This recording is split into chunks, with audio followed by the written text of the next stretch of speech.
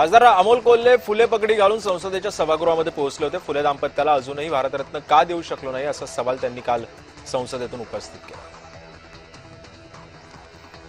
नवी मुंबई महानगरपालिकेचे उपमहापौर दशरथ भगत यांच्या संकल्पनेतून नवी मुंबई महानगरपालिकेतर्फे सुगंधी अंगण अभियान राबवण्यात येते.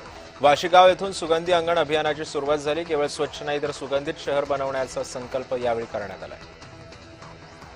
अंजली दमानिया यांनी सुबोध सावजी यांच्यावरती संताप व्यक्त केलाय. सावजी यांनी संभाजी भिडेंबाबत भूषण गवई यांच्यावरती हल्ला करणाऱ्या माणसाबाबत अत्यंत विक्षिप्त आणि विधान केलेलं आहे असं दमानिया म्हणाल्या. महाराष्ट्र युवा सेनेतर्फे ड्रग्ज विरोधामध्ये मोहीम राबवली जाणार आहे. युवा स्क्वॉड ड्रग्ज तस्करांना शिवसेना स्टाईल दणका देणार असल्याची घोषणा पूर्वेश सरनाईक यांनी केली. शेतकरी नेते माजी खासदार राजू शेट्टींनी राज ठाकरेंच्या निवासस्थानी शिवतीर्थ इथं जाऊन काल भेट घेतली. आंबा उत्पादक शेतकरी आणि इतर प्रश्नांसंदर्भामध्ये चर्चा झाल्याची माहिती सध्या समोर आली.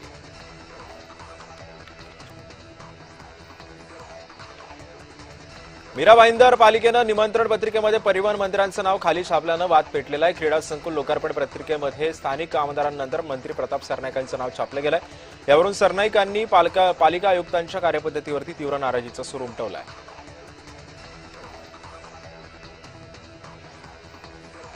बुलडाणा जिल्ह्यातील माजी मंत्री सुबोध सावजी यांनी राज्यपालांकडे अजब मागणी करणारं पत्र देऊन खळबळ माजवून दिलेली आहे. ज्या महिला स्वतःहून स्वार्थासाठी पैशासाठी भोंदूबाबाकडे जाऊन बलात्कार करून घेतात अशा महिलांवरती गुन्हे दाखल करून त्या महिलांचे फोटो व्हिडिओ समाजासमोर आणण्याची मागणी त्यांनी केलेली आहे. सोलापूर जिल्हा परिषदेच्या विषय समित्यांच्या निवडीमध्ये शिवसेनेचे माजी मंत्री सिद्धराम म्हेत्रेंचं दबावतंत्र अपयशी ठरलंय. स्वपक्षातील 8 पैकी 6 सदस्यांनी तटस्थ भूमिका घेतल्यानं सिद्धराम म्हेत्रे यांनी निवडणुकीतून माघार घ्यावी त्यांना लागली. नाशिकमधील धर्मांतर प्रकरणावरून आमदार देवयानी फरांदे आक्रमक झाल्यात. या आरोपींच्या घरावरती बुलडोझर चालवा अशी मागणी त्यांनी केलेली आहे. व्यंगचित्र काढून खूप प्रयत्न केले पण लोक काही सुधारले नाही. जे चित्रातून होतं ते आमच्या भाषणातून होतं. पण राजकीय नेत्यांनी ट्रोलर बसवलेले असं म्हणत राज ठाकरेंनी राजकीय नेत्यांवर टीका केली. आंबा उत्पादक शेतकऱ्यांच्या प्रश्नाबाबत राजू शेट्टींनी काँग्रेस प्रदेशाध्यक्ष हर्षवर्धन सपकाळ यांची भेट घेतली. कोकणामध्ये आंबा उत्पादक शेतकऱ्यांच्या मागणीचा मोर्चा निघणार आहे. मोर्चाला काँग्रेसनं पाठिंबा द्यावा अशी मागणी राजू शेट्टींनी केली. काँग्रेसनं राजू शेट्टींच्या आंदोलनाला पाठिंबा दिलाय.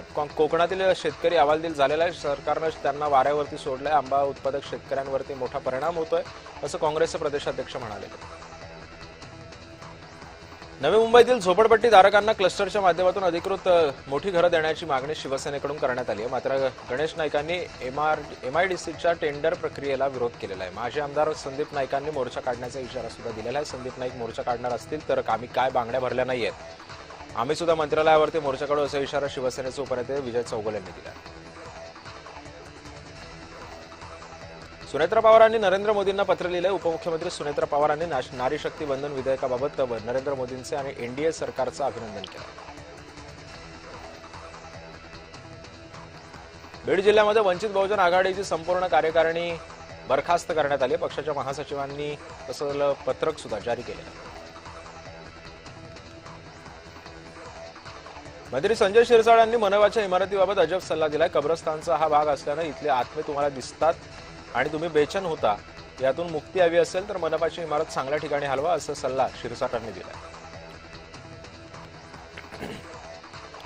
अमरावतीच्या परतवाडा येथील मुलींच्या लैंगिक शोषणाच्या प्रकरणामध्ये आरोपींवरती कठोर कारवाई करण्याची मागणी यासाठी महिला काँग्रेसनं जिल्हाधिकारी कार्यालयावरती धडक मोर्चा काढलाय.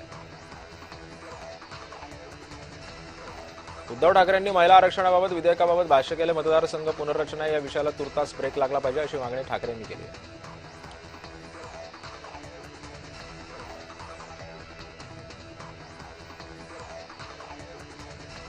तीन विधेयकांवरून भ्रम पसरवला जातोय. विधेयकांमुळे राज्याचं नुकसान होणार नाही तर शक्ती वाढेल असं विधान अमित शहांनी केलं.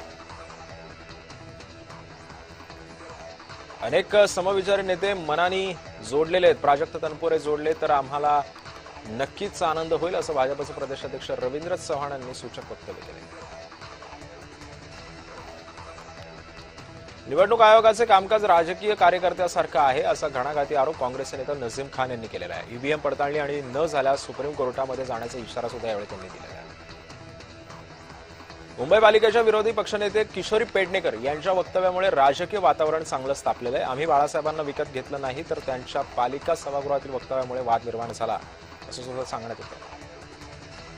पेडणेकरांच्या वक्तव्यावरती महापौर रितू तावडेंनी नाराजी व्यक्त केलेली आहे. बाळासाहेब ठाकरे यांचा अपमान सहन करणार नाही असंही त्या म्हणाल्या. सभागृहामध्ये जे झालं ते शोभनीय नाही. किशोरी पेडणेकरांनी माफी मागावी अशी मागणी स्थायी समिती अध्यक्ष प्रभाकर शिंदे यांनी केली आहे.